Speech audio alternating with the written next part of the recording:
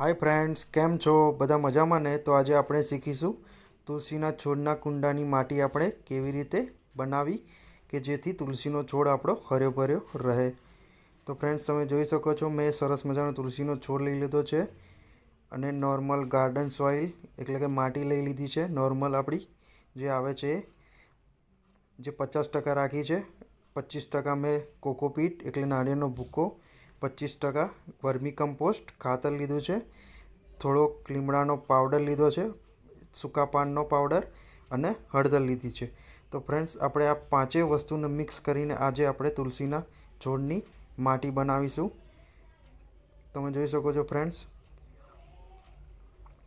આ પાંચેય વસ્તુને પ્રોપર રીતે આપણે મિક્સ કરવાનું હોય છે। તુલસીના છોડની માટી આપણે એવી રાખવાની હોય છે કે જેમાં હવાની અવરજવર રહે, એટલા માટે આપણે કોકોપીટ લઈએ છીએ। તમે ફ્રેન્ડ્સ કોકોપીટની જગ્યાએ તમે રેતી પણ લઈ શકો છો।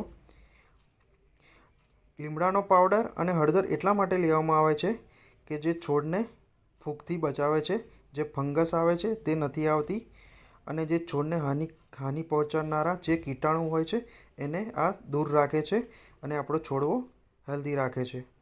ફ્રેન્ડ્સ, તુલસીનો છોડવો બધાના ઘરે હોવો જરૂરી હોય છે કે જે ઘરમાં સકારાત્મકતા લાવે છે, પોઝિટિવિટી લાવે છે અને નેગેટિવિટી દૂર કરે છે અને જે એન્ટીબાયોટિક તરીકેનું બી કામ કરે છે ફ્રેન્ડ્સ, જે શરદી ઉધરસ જેવી બીમારીઓ બી મટાડે છે। ફ્રેન્ડ્સ, તમે જોઈ શકો છો મેં પ્રોપર રીતે માટીને મિક્સ કરી લીધી છે। મેં એક બુકમાં વાંચવામાં બી આવ્યું હતું કે તુલસીના પાનનું સેવન કરવાથી ફ્રેન્ડ્સ આપણા માઇન્ડમાં પોઝિટિવિટી રહે છે, સ્ટ્રેસ પણ દૂર રહે છે। તમે જોઈ શકો છો ફ્રેન્ડ્સ, મેં સરસ રીતે માટી બનાવી દીધી છે, એકદમ જોઈ શકો છો મસ્ત રીતે બની ગઈ છે। આવી રીતે માટી બનાવવાથી ફ્રેન્ડ્સ આપણા છોડને ક્યારેય બી નુકસાન નથી થતું।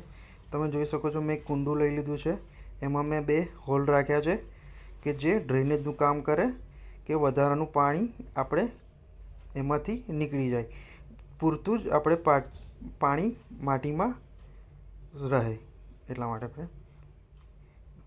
તુલસીના છોડમાં ફ્રેન્ડ્સ ઓવર વોટરિંગ કરવું યોગ્ય હોતું નથી, એમાં આપણે વીકમાં 3 થી 4 વાર પાણી આપવું પડે છે। જો વધારે પાણી આપો તો તેના મૂળિયા સુકાઈ જાય છે અને છોડ નાશ પામે છે। તો છોડને મેં વધારાની માટી કાઢી અને આમાં રોપી દીધો છે અને ઉપરથી આપણે સરસ મજાની માટી બનાવી છે એ ફ્રેન્ડ્સ આપણે નાખી દઈશું સારી રીતે, મૂળિયા ઢંકાઈ જાય એવી રીતે। જો તમે ફ્રેન્ડ્સ આવી રીતે માટી બનાવશો તો તમારો છોડ ક્યારે બી નહીં સુકાય અને આમાં 15 દિવસે તમે વર્મી કમ્પોસ્ટ ખાતર આપતા રહેશો તો બી તમારો છોડવો હેલ્ધી રહેશે ફ્રેન્ડ્સ। જો ફ્રેન્ડ્સ તમે જોઈ શકો છો સરસ એવો છોડ આપણો અંદર રોપાઈ ગયો છે। જો તમને ફ્રેન્ડ્સ મારા વિડીયો સારા લાગતા હોય અને ગમતા હોય તો મારી ચેનલને સબસ્ક્રાઈબ કરજો।